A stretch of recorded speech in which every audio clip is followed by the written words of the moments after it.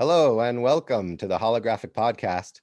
I'm your host, Tony D, and I'm joined by my co-host, Kyle, the salty dog. Kyle, how are you, buddy?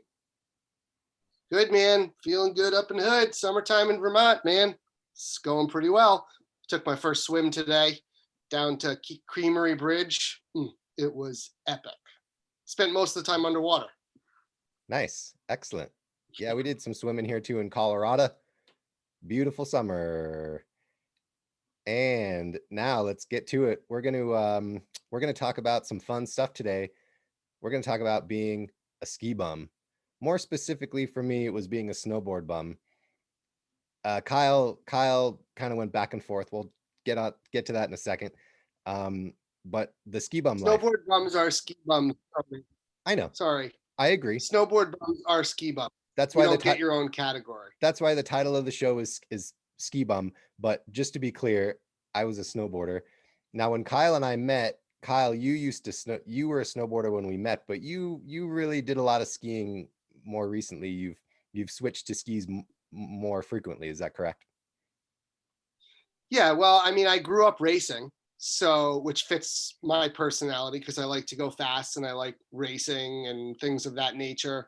And then snowboarding was really a very cool thing to do. And I ended up at Jay Peak because I went to Plattsburgh for a few different reasons. That's a state university over at the top of Vermont. And I went there for a few different reasons. One was my sister went there, so I was familiar with it. Two, it was a SUNY that accepted me. So that was good. And three, it was the closest SUNY to Jay Peak.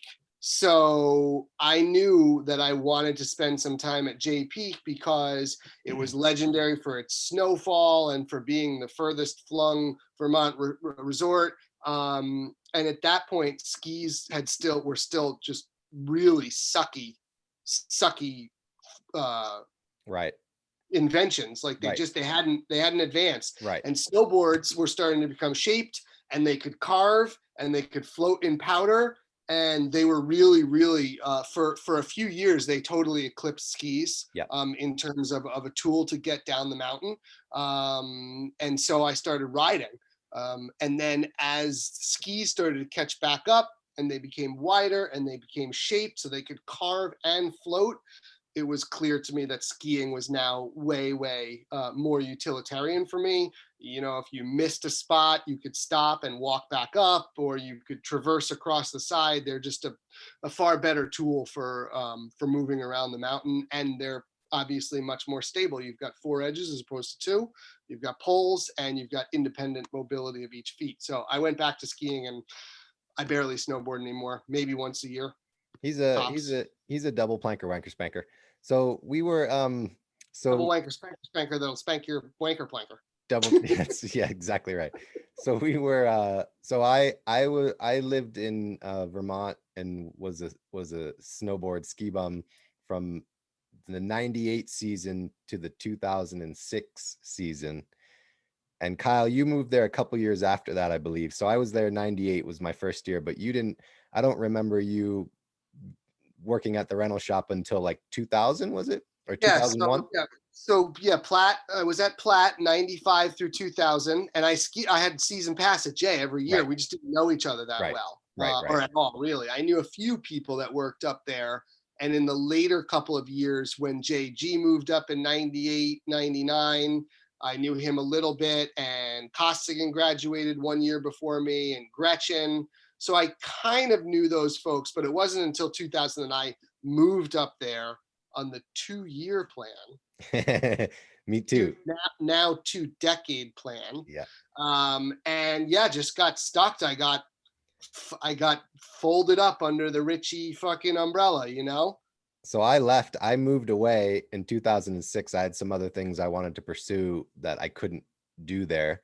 I was looking for actually a Tai Chi Chuan and martial art Qigong meditation teacher, and I couldn't find one in Northern Vermont. That's why I left. But Kyle is still there. Kyle never left. Kyle never left. Kyle likes the lifestyle, man. and it really was a lifestyle, and it really was you know, we'll talk about the years that I was there, and in that time, I mean, you know, we were younger and it was different, and you could do different things when you're younger. So obviously, even though you still there, you know, you're you know, you have to treat your body different, and you just can't live that same lifestyle anymore. You know, it's a different world, and it's a different time. It's not as crazy, and it's not as kind of, you can't get away with the same stuff that we got away with. No, no. Totally. You know, it was super fun. It still has stayed fun. There's still a lot of levity. There's still, you know, a fair amount of sort of leeway that's given to us, and we can delve into this a little bit more later, but not nearly what we had. You know, and for better for worse, both sides of it. Right. You know, it works out fine. I mean, but you know, don't make no mistake. You can still do like you can still be a total waste case up here, Yeah, and nobody's gonna bat an eye. you can be a waste case anywhere, man. Yeah, but some places you get away with it more. You know that story, dude. I mean, you know, and I correct me if I'm wrong. I know you went to do some real training, but you wanted to get away from that also. If I remember correctly, that was something Well, that it wasn't working for your lifestyle anymore, and I totally understand that. You know, and it's it not. wasn't even, for me personally, it wasn't even that I wanted to get away from that, because I really did enjoy that lifestyle and I do like partying. I had to, because I recognized I couldn't teach Tai Chi and be wasted and do that lifestyle at the same time. Like, it wasn't, you can't move energy through your body when you're trying to sweat out the alcohol from the night before. Like, it didn't work. And so yeah, so you're correct. I had, but it's not like I was like, ew, like I hate it, I want to get away from this. I was like, I want to grow in this aspect. And so I had to give that up. And it was sad. I miss it. I miss doing it. I miss that lifestyle, but it was something that You can always move I back. changed. You can always move back east and turn into a puddle again, buddy. Yeah, that's right. Absolutely. So I so I grew up on the West Coast. I grew up in California, and I moved. My dad lived in Vermont. He lived on the other side of Jay Peak. We were on the Montgomery side. We lived on Montgomery, and my dad was on the Westfield side. And I went and visited him in actually in '97, and I wanted to get out of California, so I said, you know what, I'm going to move to Vermont and try it out on the 2-year plan and just check it out. And I love snowboarding. It was interesting. I had learned to snowboard in Tahoe, and like, you learn, you know, in Tahoe, it's hero snow. It's basically very soft, and there's a lot of snow. And that at that time there was very little ice in Tahoe. It was just like all just heavy, wet, tons of snow. And so you don't really learn how to turn. You just go straight, and no one really knew how to ride good. So I went to the East Coast and lived in Vermont. And then I really learned how to ride. So that first year I worked at the rental shop, man, that first year, and I don't know, you probably didn't know Nate Sartwell very well, but it was Nate. Not very well, but I know him now. Yeah. So it was Nate, and it was Sam, and it was Eamon and Brian Colleen and Charlie. And there was some other dude, couple other dudes I can't remember, but it was this insane crew. And I was just like fresh from California. And Charlie. there's Charlie, one of the most awesome people in the entire world. And Charlie instantly, the thing that I loved about Charlie was instantly that she gave me the benefit of the doubt. She was always kind to me and was like, you know, a lot of Vermonters didn't trust me. They're like, who are you from California? You crazy. Eamon thought I was from like North Troy or something. No, you know, no one trusted me, and it was kind of weird. And I just kind of went in and just jumped right into it and started riding. And they saw that I just went and snowboarded with them and just went and had fun. So they opened up to me, but it was like a crash course in snowboarding. These guys were really good riders, and I just followed them around the mountain. And in 1 year, my riding just went from like amateur to like I could ride anything, anywhere, and do anything in 1 year, because I followed these really good riders around the mountain. And and I had such a good time, and I was so pumped on riding good snow that I stayed, and I ended up staying for years and years. But that first year, it was and Brian Colleen was like was just this insane party dude who was a skier. And the Was it is yeah is still and is. It still is. And so Eamon and Brian lived at this place they call the Dog Patch in Montgomery, and it was just a crazy nutty place. Actually, oh, and Gretchen I think was there the first year too. Gretchen was like the first one. She was in Alpine Haven. She was the first Platt that worked at the rental shop, and Mhm. Plattsburgher, and and uh and and and we just, it was just amazing. It was just an awesome year, and it went from there. And then the next year I remember Costigan came in, and then maybe the next year, and then you came in. Mhm. So you kind of touched on that. So describe how your experience was when you started working the rental shop. Well, so when I graduate, so in the last sort of year, I was a year behind at Plattsburgh because of some academic and judicial distress. Okay. All right.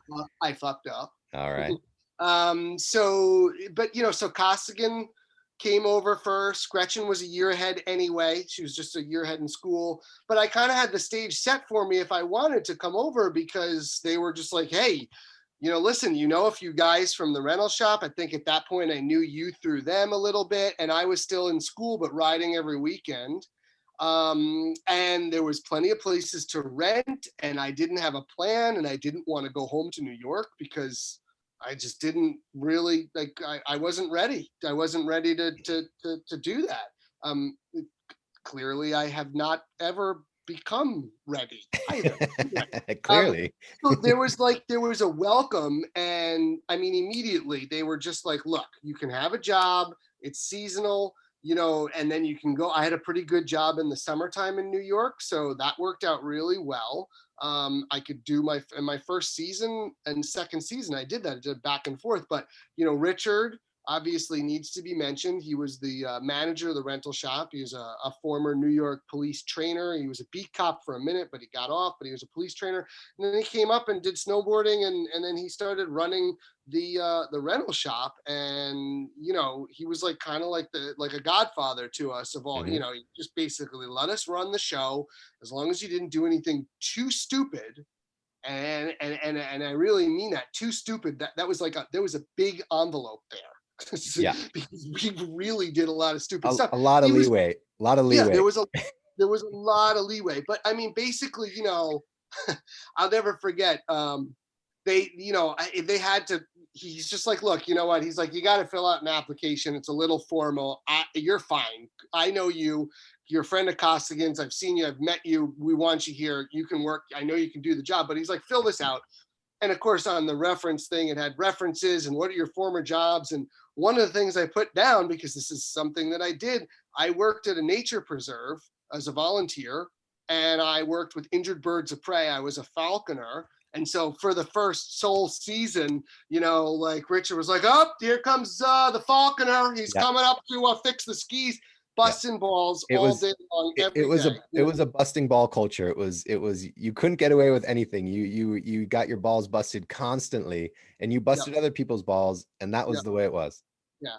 But I mean, so just to wrap it up, I mean, I was welcomed right in. I already knew the mountain really well. I was already an accomplished snowboarder, so I knew every line in the place and all this other stuff. And I had a handful of people that were sort of saying, come, have fun, enjoy it. It's like we work all day, we party all night, rent is cheap, you barely need anything to get by. There's a bunch of good restaurants. That was also something I moonlighted too. I worked at the Belfry those first 3 years as well. I sort of did double. I was doing.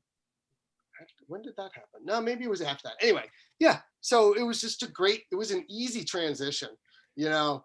And So at that point, it was so fresh too. My parents were like, "Oh, good idea. You go take do some time something. off. Yeah, we don't need you here." And then like, after 5 years, they're like, "So are you ever gonna, I don't know, do anything?" I'm like, "Not that." Nope. Nope. So let me break it down. So Kyle kind of touched on it, like what we did, uh, rent, cheap rent, and fun times, and snowboarding, and this and that. So let me break it down. So basically, we worked in rental and repair. There's different things on the mountain. You could work with ski school, you could work on the lifts, you can work in grooming, you can work in restaurant, you can work on all these different organizations, but we were in rental repair. And the reason that it was so fun and interesting and cool was because our little building was separate from everyone else. We had this little separate trailer, basically the shack. It was like it was like 3 shacks. It was like a combination of shacks put together that where everyone, all the tourists came and got their rental equipment, and then they got their stuff repaired. Later, a couple years later, there was a bigger repair building built, and then now, now it's a whole new facility. Kyle's in a whole new facility. But at this point, when we first started, it was these little shacks separate from the main lodge where there was a rental repair. And so this guy, Rich was the manager, and there's a bunch of crazy snowboard skiers who worked there. And the lifestyle is that we basically worked long days. Like as a seasonal worker, you come in, you work long days. There's Rich and Kyle. That's Richard and Kyle. Oh man, look at that young baby face Kyle. So I know, with all that hair. So you come in and you work a long day. You work, it's crazy in the busy season. You work a crazy day, and then you go and you party and you drink some brews, and you stay late at night. There's Rich, and then you Richard working on snowboards, and you smoke some reefer. We smoked a lot of dope, and there's a lot more drugs around later, and blah blah blah. Then the next day, if you had the day off, you went snowboarding or you went skiing, and if it was good snow, you were out there riding the good snow, and if it was bad snow, I didn't care what kind of snow. When I first started, I didn't care if it was good or bad snow. I was out snowboarding every single second I possibly could.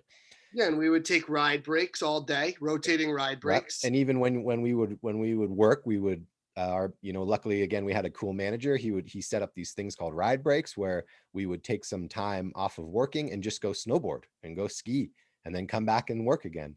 And he would buy us lunch. And we would, you'd make a lot of tips, and you'd use the tips to buy beer, and you use the tips to buy food. And so, and rent was cheap. It was Northern Vermont. And so you really wouldn't spend a lot of money. You wouldn't, it was a whirlwind. You wouldn't sit back and enjoy things. It was like a whirlwind, and you did all this. And that was a season. That was a snowboard season. But I go by it quick, but there's so much packed into there, and it was so insane. And it was really just an amazing experience for a lot of different reasons. So one of the amazing things about it that I want to touch on right now is riding of powder, is the feeling you get. And that's, I think, what most of us were addicted to. So when you go and you ski at a resort for a day, you take a day trip or you do it casually, I think a lot of people have that experience and have done it. Maybe some people haven't even tried skiing and snowboarding, and it is what it is. But when you do it all the time and you work at a resort and you ride good snow, you ride good powder, it's a different experience, and you get addicted to riding powder. And so basically what happens is, for people who don't know, fresh snow falls and it creates a very thick layer of what we call powder. And then on a snowboard, you ride on it, you kind of surf in it. And later, and when, like Kyle said earlier, when skis got better, you can surf it with skis. But that feeling you get when you ride that type of snow is fairly indescribable. It's and it produces endorphins, and it clears your mind. What's that? It's euphoric. Yeah, it's euphoric. So it's like doing a drug, but you don't get the downside of doing drugs. So it's like everything, it's like nothing matters. Nothing matters except riding that powder, and you're connected with the planet and the universe. And your buddy. And your buddies, yep, and absolutely. And then you're at the bottom and you want that feeling again. And then that's what we did for years and years, is trying to get that feeling of euphoria and amazing connection with everything around you. And that's why, people say like, wow, like why were you there? That's basically why. That's the baseline of why we were there, is because of that feeling you get when you ride good snow like that. It's just an amazing feeling. I mean, Kyle, would you add anything to that? Can you describe how you felt? I mean, you did it. You got it. It's like that's a huge part of it. Was those days, and not every day was like that. Right.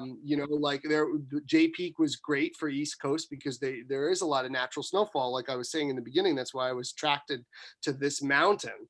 And it really is like Tony says, it's like a drug. It's an all natural high, and on the right day, you can keep on getting more and more fixes throughout the day.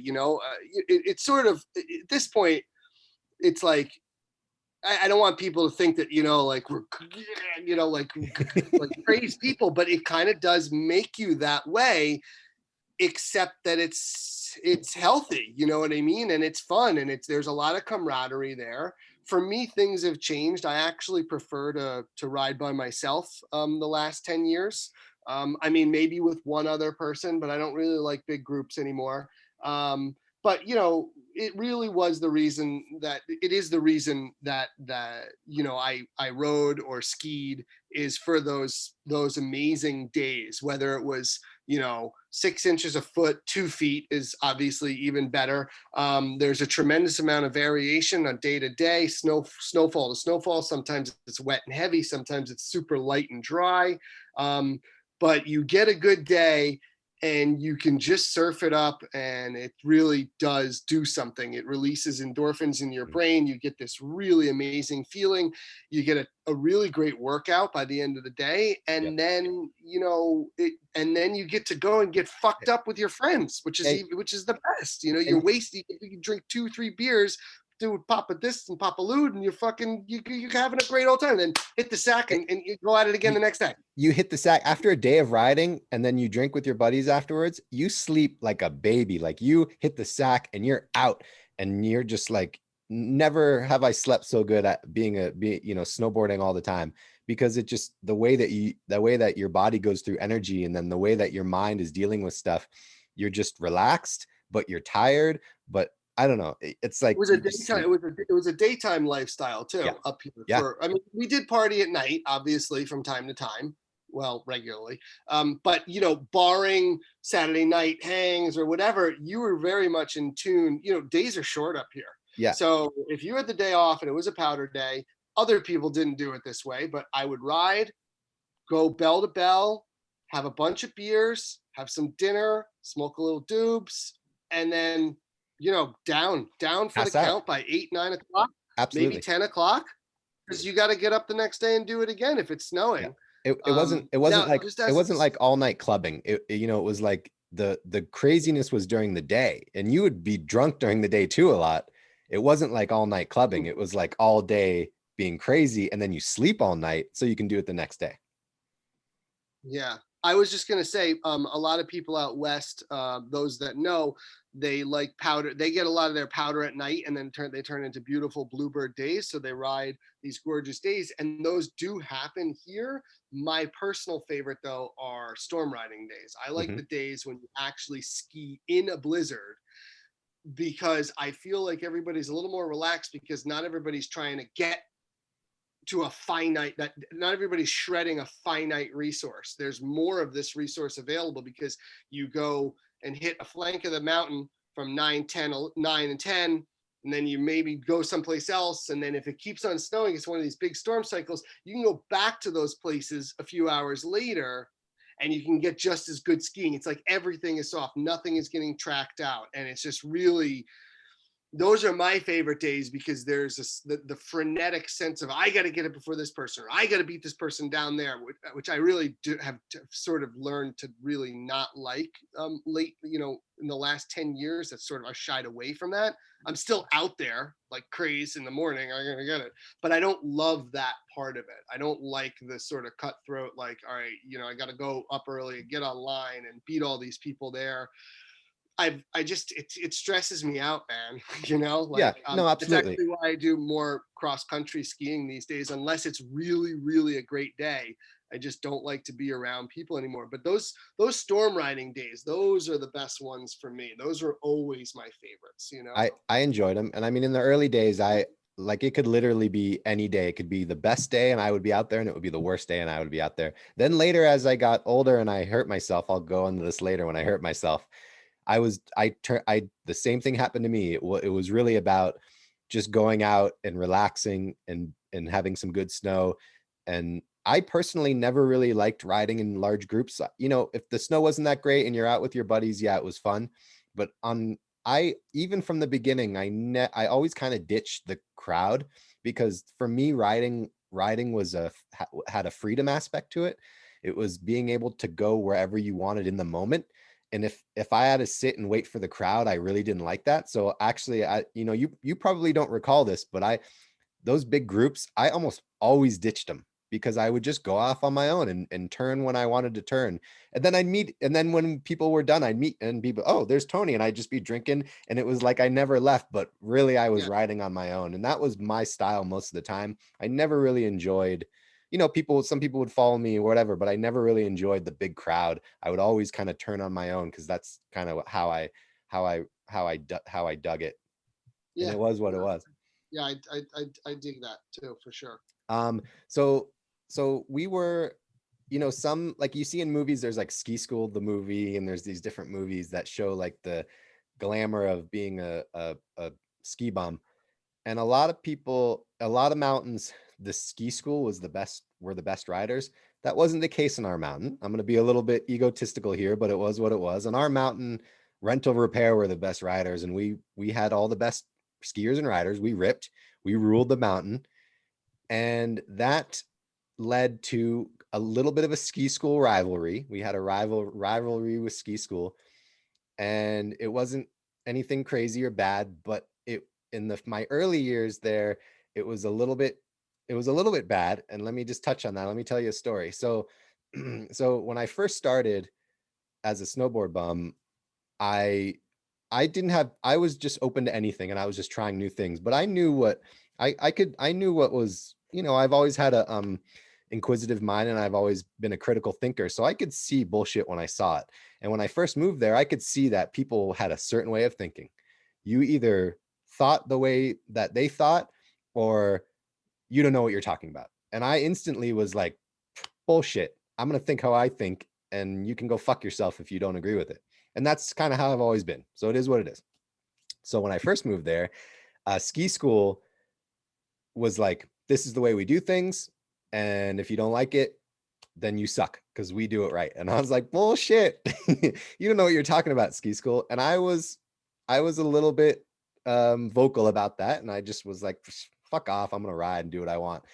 And that was just the lifestyle, and it was what it was. But it turned into a rivalry with ski school and a particular gentleman by the name of Dana. He was an old time ski instructor, and I have no beef with Dana these days, but for a couple of years we actually did have a beef.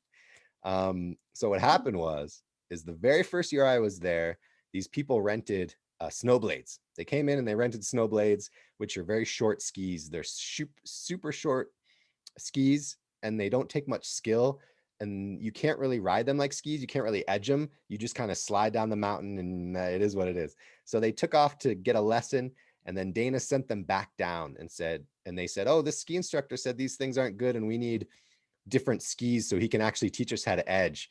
And I was like, and that pissed me off. Number one, because they cut the line and they were aggressive about it, and I had a huge line, and I was like, this is bullshit. Just take the snowblades. Nobody cares. Dana's full of shit. And I said, just like that, Dana's full of shit, kind of whatever.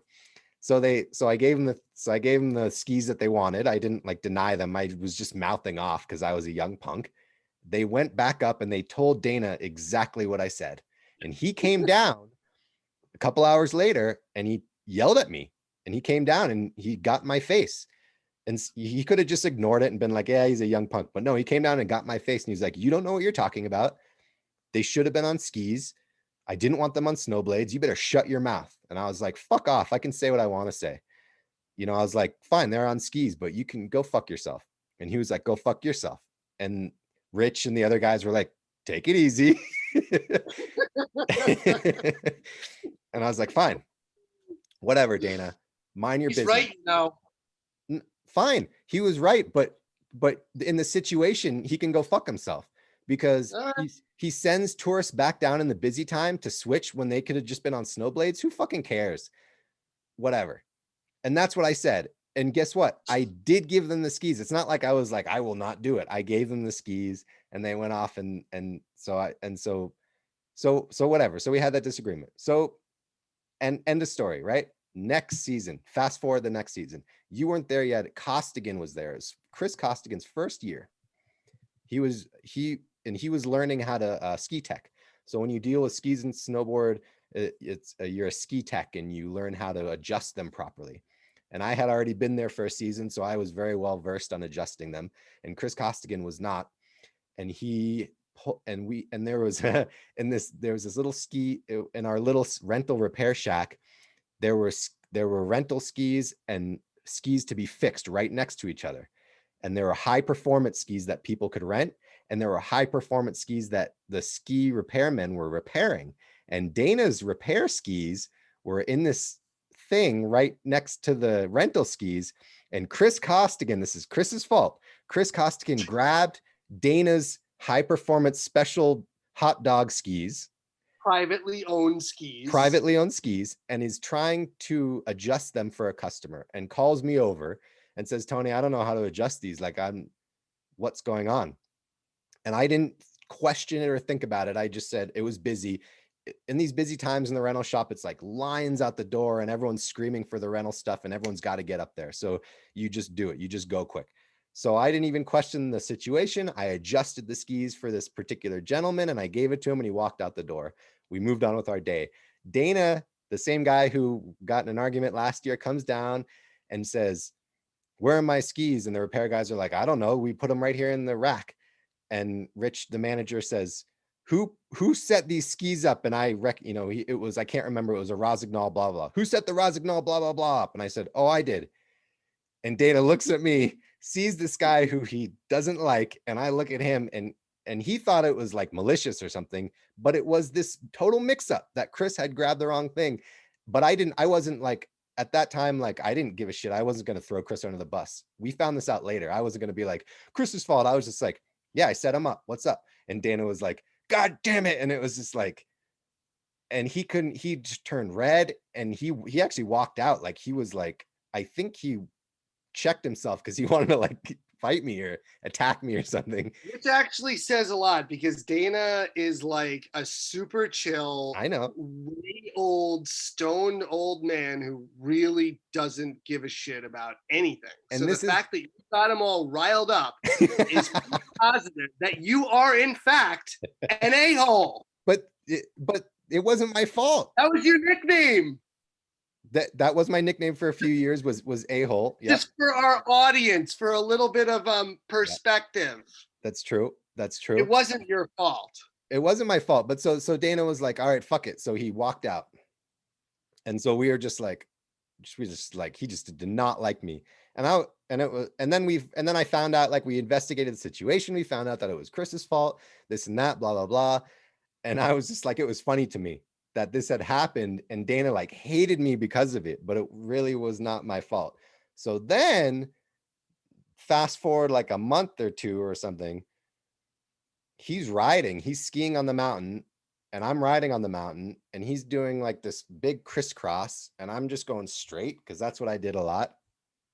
I just went straight and I'm doing a lot of times in snowboarding, you'll make big giant S turns. Like a very long, elongated S. And skis, you may be doing really tight turns. Large radius. Large radius, right? And skis, you might be doing a really short radius. So he's doing a really short radius, and I'm doing a really long radius, and we collided. We collided on the mountain, and I think. By the way, in case anybody's wondering what Tony looked like back then, this is him. Okay. So if there's any question as to like why these things happen, it's because this is who you were dealing with. So we collided, and in my head, in the back of my head when I was coming up, I saw who he was.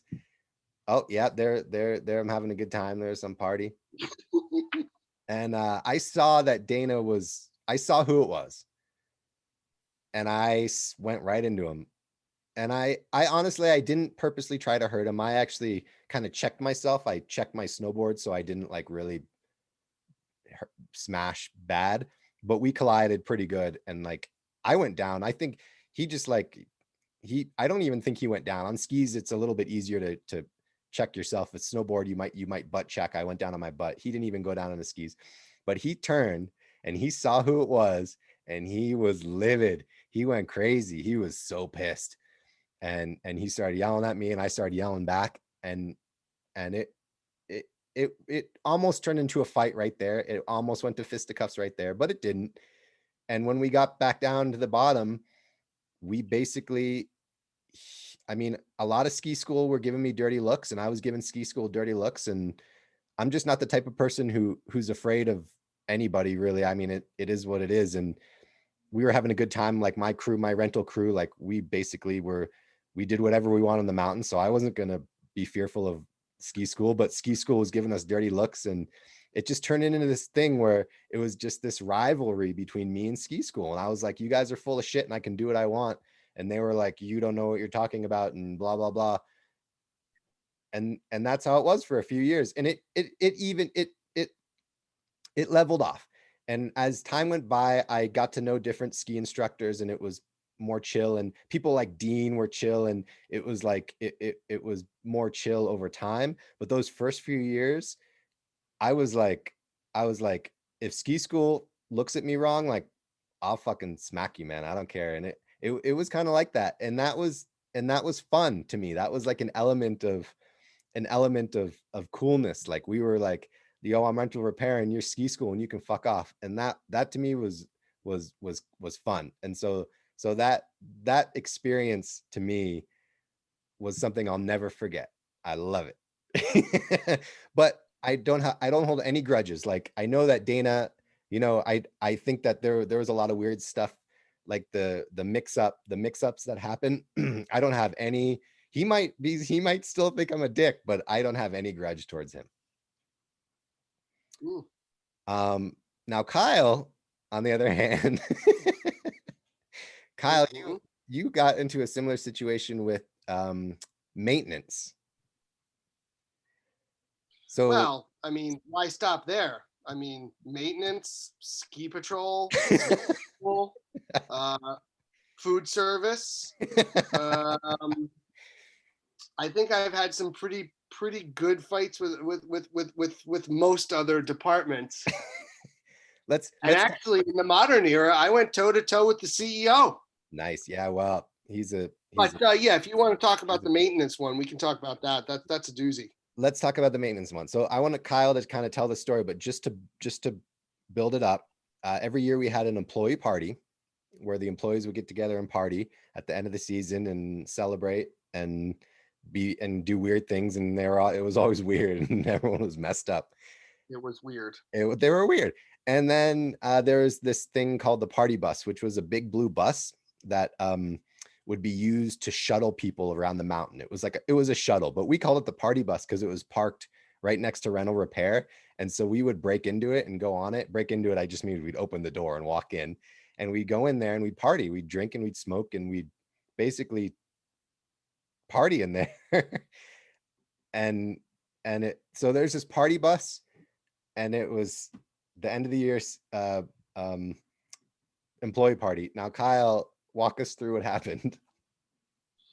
Well, I mean, there was a certain amount of buildup. You need a little bit of backstory. Again, there was natural rivalries between departments. There was natural alignments between departments.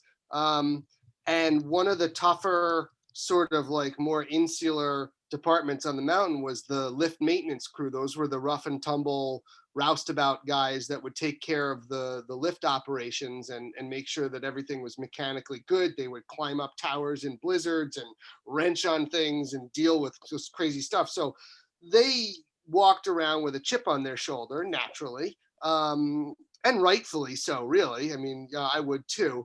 But yeah, this was just like every other employee party. Everybody was getting sauce. Everything was happening up on the third floor in the international room. That was where all the regular things happened. There was a bar and a dance floor and dinner.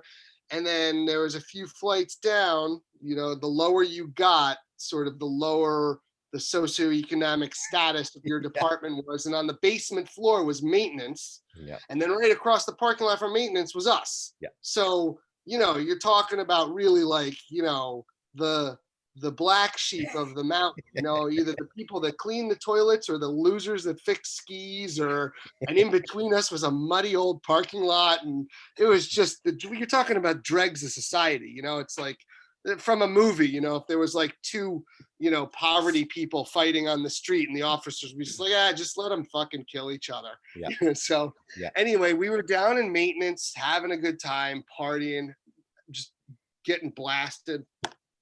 And then we were across the way in the bus, and there was some sort of internal strife in maintenance where the lift maintenance guys were also hanging out.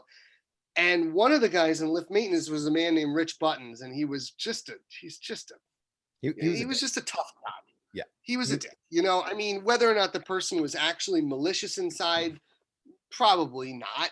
But he just was a hard guy to get along with. You know. And everybody knew it. He just had a bad attitude. Yeah, he didn't talk much. He didn't talk much. Like, it was hard to get a word out of him. Yeah, and when he did, there wasn't much to say. Although I did have a rather interesting experience with him later on, or maybe even prior to. I can't remember when things happened. But what I know was Rich came out of the shop across the way, all angry and pissed off about something else, had nothing to do with us. We were partying in the bus, and we were all just like, whoa, check it out. Rich is all angry and they're about to get in a fight. Well, they didn't get in a fight, but Rich tore himself away from his manager. That was Buddy at the time, who was a pretty tough motherfucker too. Wasn't it? Oh, Virgil was there later, but you're right. It was Buddy right there.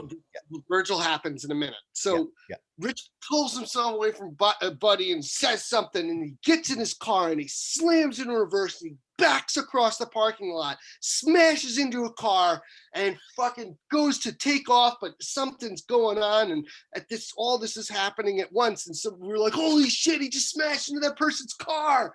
And then all of a sudden somebody's like, Kyle, that's your car. I was like, that's my car. So I didn't even know what I was doing, because even though I can't classify myself as non-confrontational, I usually shy away from physical altercation, especially if somebody's bigger than me, you know? But I couldn't help it. It was instinct. I was like, holy shit, that's my car. I loved that car. The car was fucking awesome.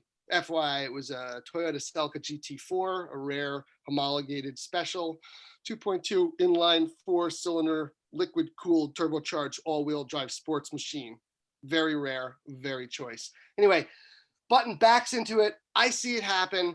I run out there, and before I knew what I was doing, he's pulling away, and I take my beer bottle and I fling it. And I'm not a good overhand thrower, by the way. So this was a miracle. I didn't play baseball. I didn't do anything like that. It flew right into the back of his car and friggin' smashed and dented a piece of the back of his truck. So he stops the car. And again, I had no time to think, and I run up, and he's drunk and I'm drunk, and he gets out of his car, and basically we just sort of like, you know, that part, you know, in the beginning of the old school like wrestling fights where they go and they like lock each other on their shoulders. We did that and then tumbled to the ground, and somehow, some way, I ended up sitting on his stomach in a mud puddle. And the wind got knocked out of him, so he didn't even like reach up and because that's just what he probably should have done and could have done, because I was just like, what's going on? I sat on him. And then by that time, both benches had cleared, like in a baseball game. Maintenance came out, lift maintenance came out, everybody flew out of the bus, people came out of the rental shop, and all of a sudden there was like a big fucking melee, and Eamon came over and tried to grab Button from the back, and he ended up ripping the hood off of his hoodie and flew backwards. And then everybody squared up, and then I think a few people were like, hold on. Everybody was like about to be a brawl. And then there was some talking, and this was one of the best moments. Kevin Arolis, another ne'er-do-well on our side, just started mouthing off to Virgil, who was in charge of maintenance, who's a well-known bruiser from back in the day. I mean, he might have killed somebody, you never know. And he was wearing a straw hat, and he started mouthing off, and Virgil squares up. He goes, "Bring it on, Texas!" It was so awesome, man. But at that point, cooler heads prevailed.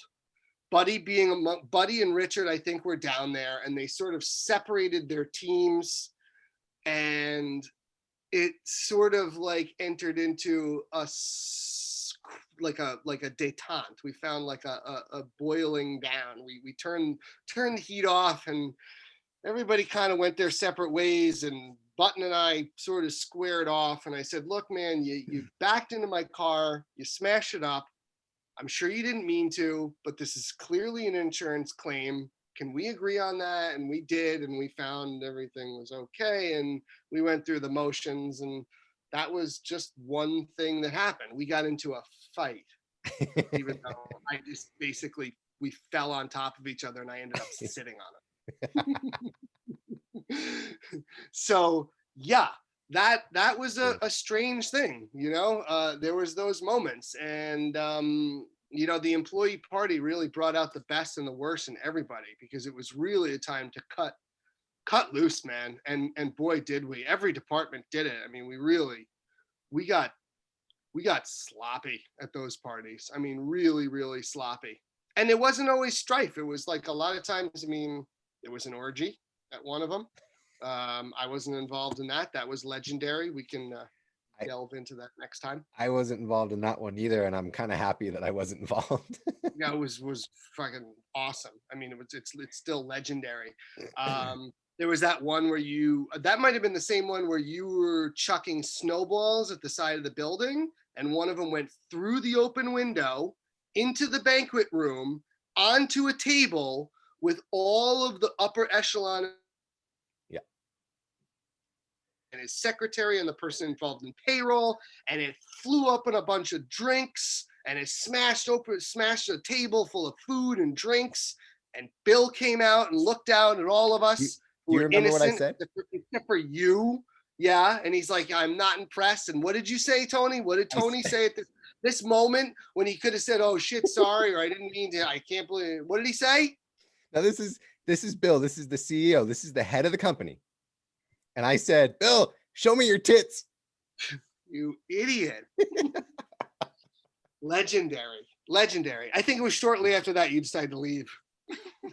That was a couple years later. I'm surprised he let me back the next year. I'm surprised he didn't just let me go on the spot. No, it was the end of the season, so there's nothing he could do. It was the job was done. Yeah, and I mean, you know, Bill, he's not a vindictive man. He's not a grudge holder, you know, that I know of. Anyway, yeah, those were freaking wild times, dude. I mean, and those are just like, again, we could make this into a 4-hour show. I mean, those are like, there's a lot of other stories that could be told. I mean, we've got the car story. I don't know what our time is. We might have to revisit this in half a year to tell the rest of them. But, you know, there are a lot of other stories. You got your broken arm story. There's you and Jay with your broken arms. Okay, so let's get to that. So basically what happened was another Tony story. Yeah, that's fair. No, I'm gonna you just told a story for a while. No, I'm just gonna say I'm winding it down here. I'm gonna say why I left. One of the reasons. And this is a teaser. And a Blender Olympic. Oh, Blender Olympic teaser. So we had just to there's beer being poured on my head. Just to clarify here, what Eamon would put these parties together called the Blender Olympics. Beer. And everyone would show up. What happens was you would get about 10 blenders, and everyone would show up with a mixture of blender drinks, and then you would create a blender drink from scratch.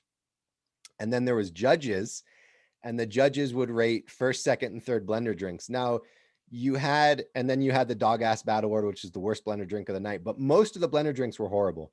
And so you had this party where you would do a bunch of different drinks, blender drinks, and you would just get so sick and so horribly. Mixing all these drinks was just so horrible. And so there was a few good ones, but the majority were just horrible blender drinks. And that was the Blender Olympics, and that was awesome. Actually, I remember that one time, Kyle, at the Blender Olympics, we decided that we really wanted martinis, and we were drinking martinis. Kyle doesn't even remember that. We were drinking martinis like hours before the Blender Olympics, and then we went to the Blender Olympics. I was so destroyed. I was so sick. I actually didn't drink a martini again for like 2 years because of that. believe it. Yeah, that'll ruin you. So, okay, so we were doing this year after year, and skiing and snowboarding is not easy on the body if you really go hard. And so one year I was snowboarding, and I actually hit this jump wrong. It was on the side of a trail. It wasn't really a jump. It was more just like a little kicker, a little berm on the side of a trail that I hit wrong, and I went flying, and I landed on my ass. I landed right on my ass. And a lot of snowboarders, you land on your ass a lot and you feel like you pooped yourself. Luckily, I didn't poop myself, but I landed right on my butt, and I actually couldn't walk for like a week. I was really hurt. It was bad. So I couldn't walk for a week. So what's that? Coccyx. Tailbone. Yeah. Tailbone. Landed right on my tailbone and couldn't walk for a while, and it was bad. And then I healed, and about a month later, and I still wasn't 100%, but I was close. And about a month later, I was riding. In body. What's that? 100% in body. 100%. Your mind was. No, your mind. No, that one, my mind was fine. No, your mind generally is not fine. True. Never mind. It was a joke gone bad. Joke gone bad. Oh, I laughed, but in this particular case, this did not affect me much. I was just like, yeah, I landed on my butt. It was hard, but I'm fine. But then I was out riding, just a couple days. I actually got back, and I was and it was a hard packed day, so there wasn't very good snow, and there are these big jumps that were being created, that were being built, and there was like and J Peak didn't have a good park at that time, and it was in these new jumps, and there was like a 40-foot one and a 60-foot one and like a 75-foot jump, and no one had hit the 75-foot jump. And I came along to it, and there was a bunch of us there, and someone was like, who's going to hit that 75-foot jump? And I was like, fuck it, I'll go for it. So, and I had hit jumps I didn't do crazy tricks. I didn't do like McTwists, and there wasn't like, at that time, like there wasn't like double corks. It was more style, and you did smaller tricks, but I just used to straight air. I would just go over these big jumps and just straight air it. And I was like, you know what? I'm going to hit this one for the first time, and I'll show you how much speed you need. So I went down and I hit this really big jump, and I had actually a little too much speed, just a little too much speed. And I came down on the other side, and I was, because I had a little too much speed, I was actually just slightly off axis. So I went over, and instead of landing like this, I landed like this. And I was just slightly off axis. And then because I was to the side, I had to butt check. I slipped out and butt checked real quick and actually popped back up. And I was okay, no big crash. But my arm got caught in that check. It got caught behind me. So when I butt checked, my arm snapped. I broke my forearm. I broke the ulna and the radius, the two forearm bones, snapped them real good. And then I went, and I was like, oh, and I was like, shh, and then I stopped and like sat down, and everyone was like, are you okay? And I was like, nope. And they're like, are you okay? And I was like, no, I need to go to ski patrol right now. And luckily, actually, one of the park boys was there with the snowmobile, and he took me over to ski patrol, and they took my jacket off, and my arm was like, it was like a fucking Z. It was like a pretzel. And so I went to the hospital, and I had a bunch of surgeries, and I have metal. I have 2 plates and 12 screws.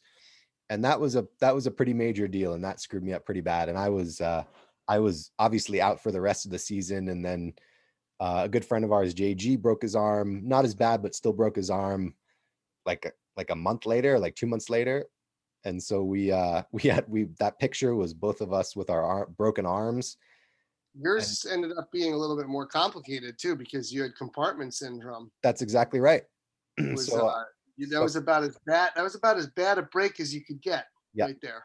Yep, it was pretty bad. And so because of compartment syndrome, take the skin off your ass and put it on your face or something. Why my face? What am I, like Hannibal Lecter?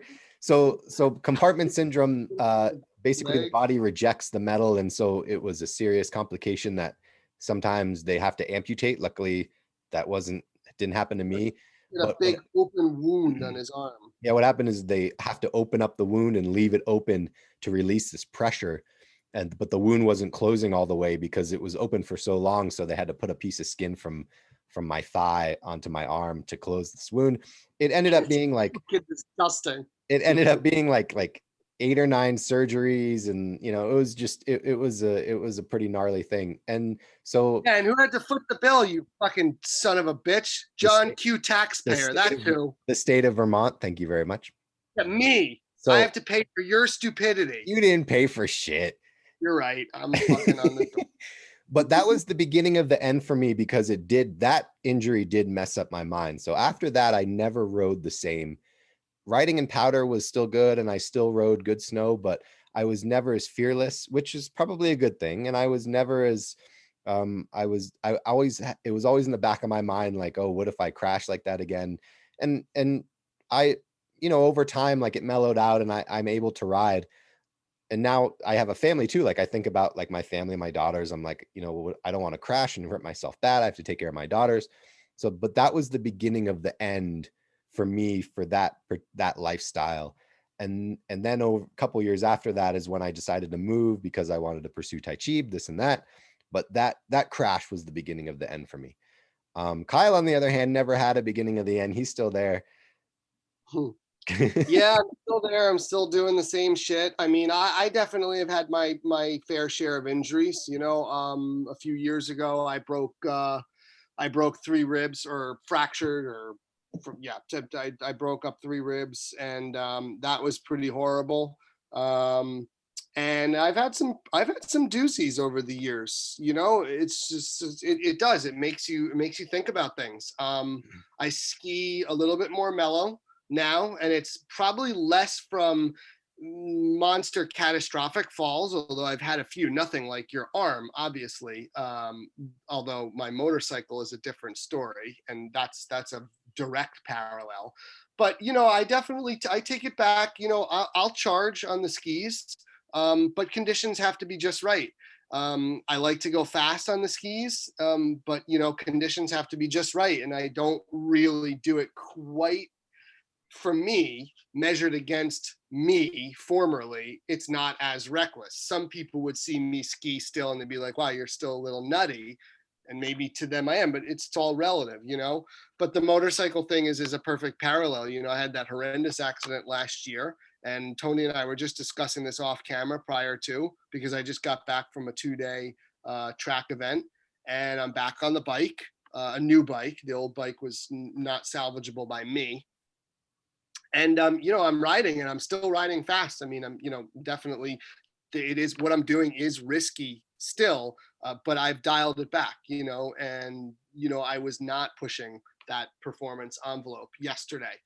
Even the last session, this has got nothing to do with skiing, but it's a direct parallel to what you learn from these things. You know, you take it in, and you start to weigh your risk versus reward. And you know, that could even be thrown back to all of our partying. We don't do it as much because the risk, while not deadly, you got to deal with the body aches and the headache and the feeling like shit for 2 days. It's just barely worth it, you know, to do Blender Olympics anymore. Nobody wants to have their house fucked up anymore. You know, I don't need a bunch of losers coming over, touching all my shit. This priceless painting back here, my Puking, stuffed snake. I don't want to be touching that stuff. puking everywhere. You know, the house we If used you to live keep in, the house me and Gretchen and J Day, someone puked in one of the vents, and we couldn't get it out. We couldn't get the vent open. it's like the scene from 16 Candles after Jake has the party. Yeah. You know? Yeah, man. No, it does. You learn things along the way, and you know, but we're still doing it. We're still having a pretty good old time. Shout out to my current boss, Rebecca, just keeping it real up in the field. We still have a lot of fun. You know, we still do a fair amount of chemical alteration to the, you know, structural brain particles. Do you remember what we used to call it for a while, for a few years? Do you remember what we called it? Going to smoke reefer? Fetzer. Checking the Fetzer. Yeah, checking the Fetzer valve. Because that way we could say it in front of people. Checking the Fetzer valve. We got to go check the Fetzer valve. And the tourist would be like, well, what about my skis you're about to give me? I'm like, oh, I need to go check the Fetzer valve. I'll be right back. And then you'd go and you'd smoke a doobie and you'd come back, and then you'd give them their skis, and they'd be like, oh, great. And they walk out. Well, no, you'd give it to somebody else while you check the Fetzer valve. You'd be like, hey, Tony, can you do this? I got to check the Fetzer valve. And you'd be like, yeah, sure. I was just out at the Fetzer valve, but you better look again. I'll be like, yeah, It might have come off. here's Dana's skis from ski school. Go have fun. Yeah, right. Exactly. Do you guys have I mean, we can tell more stories, but do you like, guys have a how nickname? much time do we have? We're running out of time. You know that I want to tell one more story, but do you guys have a nickname? What do you guys call it now? What do you guys say now? The cool kids in the rental shop. What do you at the repair shop? What do you call it? Nah, dude, same R&R rental rats, still the same. The rental rats, man. The name stuck. We're still rental rats. I mean, the chemistry has changed. We're right in with everybody else, and I'm actually happy to say that the stigma that was attached to our shop, and I'll just lay this out right now. Even though we were a bunch of fools, crazy fools. People really did get good service down there, I think, by and large. Rich let us get away with a lot, but again, when he had to crack the whip, he did. When people were being really stupid. We were knowledgeable though, and that's the thing is Rich always hired smart people. Yeah, for sure. It was the highest educated friggin' rental crew I've ever known. With the exception of a few, but like we were not, it's not like we were boneheads. We were intelligent. We just like to party. Totally. So, the thing about it now is that the chemistry is a little different, but it's still, like I said, we're valued a little bit more. We're not really looked down upon. Although certainly when somebody does, we're like, yeah, we are. We're rental rats. You goddamn right. Roots, baby, roots. But the service we give and the prices that people pay at J, and the high level of customer service is really, it's second to none. It's something that, anybody that still works there, whether you're Bucky, who's just like, oh, okay, whatever, or Reba, who really has her face out there and she has to deal with people, or me, we do really good work and we get fucked up at the same time. I mean, I don't anymore. I just don't like to do that. I don't like to mix it up anymore. So I wait until after. But that's changed a little bit. But it still is tons of fun. Most of the time it's pretty, people are pretty happy with each other. The customers are happy. Our coworkers are happy. It's still a really great place to work, minus the fact that it would be hard as your singular income. It's not really what you'd call it's not a supportive career. Somehow I've made it one, but you gotta wear a lot of hats around here. So there's one more good time that I just want to say briefly, and you actually mentioned that you remember this really well, is the time that we we were driving up on the slopes. So a ski slope is pretty steep. Even the bunny slopes, if you look at a bunny slope or a green slope, the most gentle slope in the summer, or from a different perspective, it's still very steep. It's a hill. It's a hill. It's quite a hill. If you look at like a black diamond, like it's very steep. But you're even going hand over fist. Yeah, it like an advanced slope, like you couldn't walk up it. You basically have to like climb. Mountain climb up it. But a green slope is like a steep hill. It's got to be steep to get speed.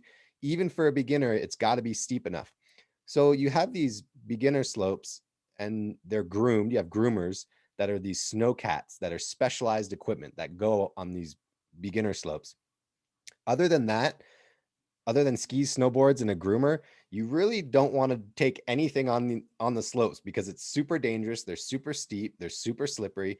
So in our infinite wisdom, it was this guy Orion, who's awesome skier, Kyle and me, and I don't know, maybe Neurolis was there and maybe a couple other people, and we all decided in our infinite wisdom, I don't know what prompted this, to drive our regular cars up the ski slopes and make it as high as we possibly could. How did this come about? So I think it was Orion and me, because those were the only two cars that went up. The Orion had his little Toyota, right. Two-wheel drive coupe. I was a passenger, yeah. No, Orion had a little Toyota two-wheel drive coupe. It was front wheel drive, but he had studded snows.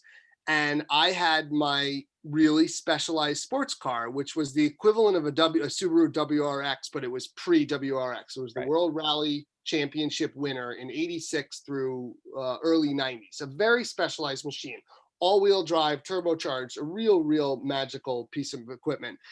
And Orion and I were talking, I think that even it's coming back to my mind, it was very specialized conditions. What it was it was extremely cold, and it was extremely firm. There was no new snow for a period of several days. So the groomers went through, but even that night, they didn't groom because they didn't need to. There was nothing to re-groom. There was nothing, they could have gone through and churned it up and softened it up. And I don't know why they didn't. Maybe it was just too cold, or maybe it was midweek or something. They weren't expecting crowds for whatever reason. We were outside or somewhere, and we kind of looked, I think it might have been there might have been really good light, there might have been a full moon, or I don't remember the particulars, but I remember talking to him and saying, wow, we might actually be able to drive tonight.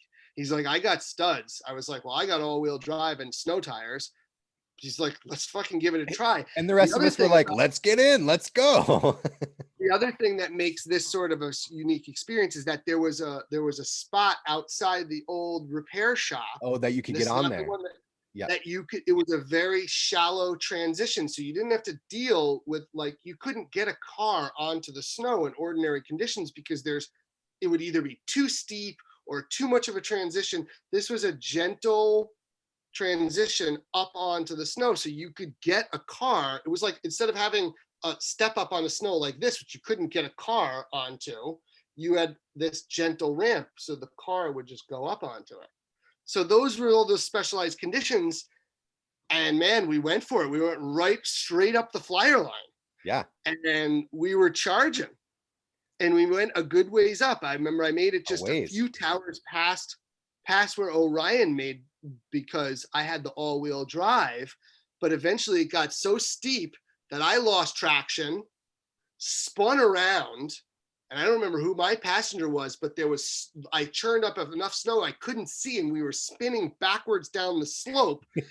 And I was pretty nervous that we were going to fly back into one of the towers that we had just